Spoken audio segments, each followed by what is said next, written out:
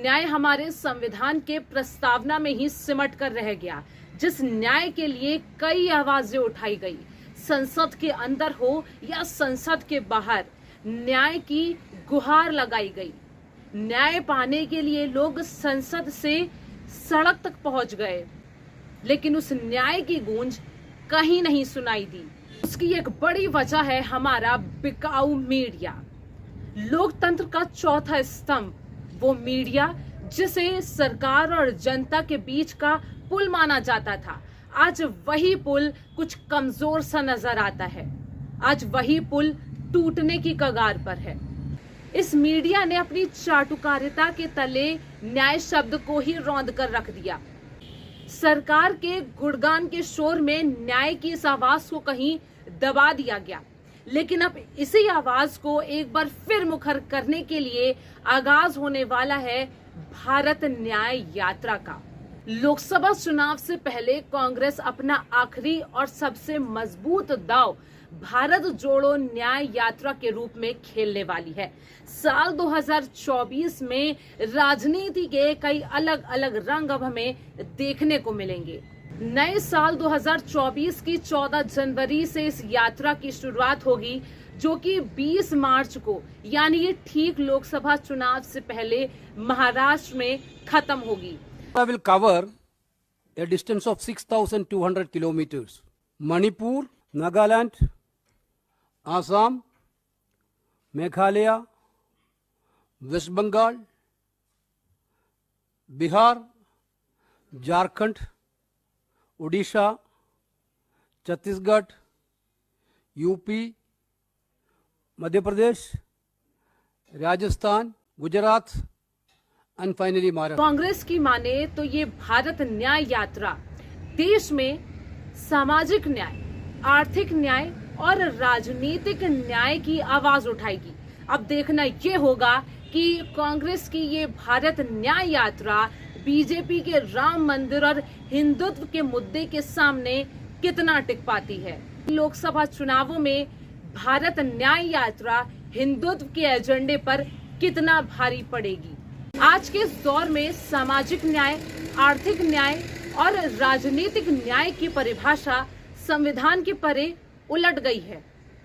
न्याय का मंदिर कहे जाने वाले सुप्रीम कोर्ट का फैसला ही सरकार की दखलंदाजी से पलट दिया जाता है।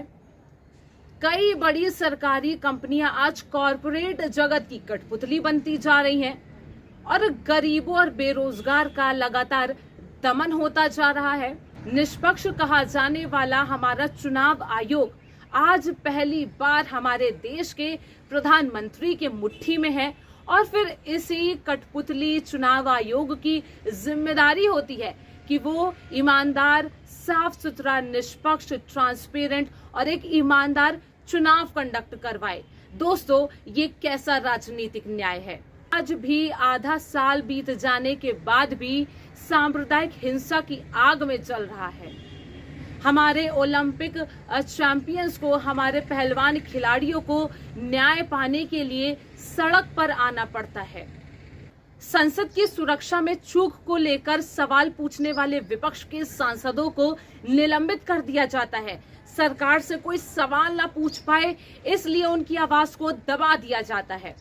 80 बनाम 20 की इस लड़ाई में बेगुनाहों के आशियानों पर बुलडोजर चलवा दिया जाता है।